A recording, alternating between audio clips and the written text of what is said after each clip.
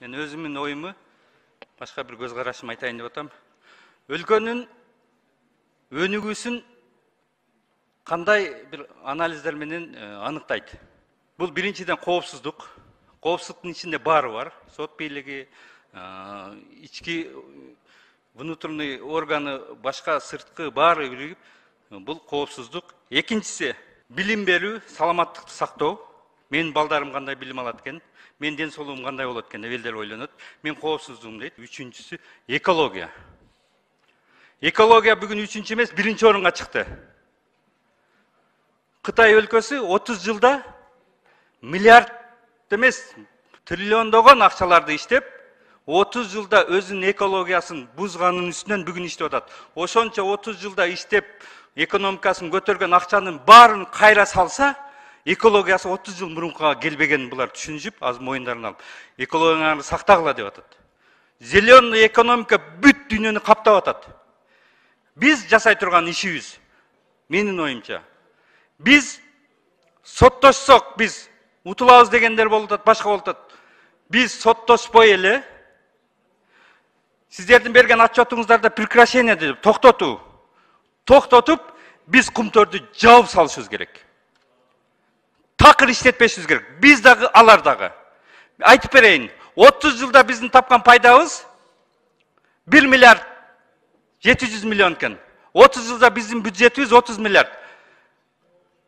Биз 1 миллиардтын тегерегинде алган акчабыз бүгүн ущерб деп сиздер 5 миллиардка жакын көрсөтүп атасыздар. Эгерде биз 50%-ин толук алганыбызда деле, биз ошо бүгүнкү ущербти толуктай албайт экенбиз, значит биз зыян тартып атыппыз да. Бизге эч кандай пайдасы жок экен да. Биздин бала чакабыздын пайдаланып турганын биз алып коюп атабыз. Алла Тааланын жараткан жаратылышына биз каршы чыгып атабыз. Биз өзүбүздү күбүт этип, бүт дүйнөдөгү эл экология менен күрөшүп атса, биз ошону талкалаган атабыз. Ооба, эртеге пайдасы чыгышы мүмкүн көбүрөөк. Ошондо деле бүт алып келгенде анча пайда чыкпай атпайбы? Биз жаап коюп, биз инновация менен келечектеги башка элдер кетип аткан жол менен кетсек, бизге зеленый экономика bundan көбүрөөк акча алып келип бериши мүмкүн. Туура пайдалансак. Биз бул теманы жабыш үчүн токтотушубуз керек. Соттошсок, иштетсек деген бул чакыруулар менин оюмча бир топтордун гана кызыкчылыгы мурункудай болуп келген, ошондой кайталана берет деген түшүнүктө. Мен айтып аткан жокмун, бирөө кызыктар деп. Ошого алып келет, сөзсүз. Андан кача албайсыздар. Ал болото, ал круговорот, ошого кирип кеткенбиз. Андан чыга албайсыздар. Ошого кайрылып келебиз. Сиздер сүйлөшүүлөргө барасыздар айласыздан.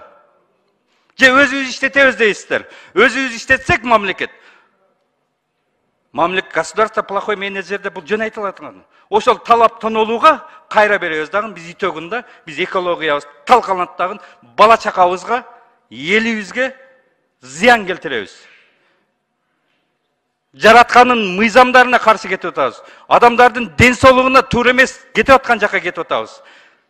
Биз бул рак, бул кумтөр рак. Бул күчтөп келет. Ушундайында биз муну кесип алып таштап кумтөр деген теманы жабып, биз акылыбызды, боло турган күчүбүздү, күчтүү биздин инсан балдарыбызды пайдаланып, энергиябызды, билимибизди башка жака жумшашыбыз керек. Экологияны талкалагандан эмес. Эгерде ушул жак менен иштей турган болсоңуздар, жардам бере турган биз уул кыздарыбыз толтура.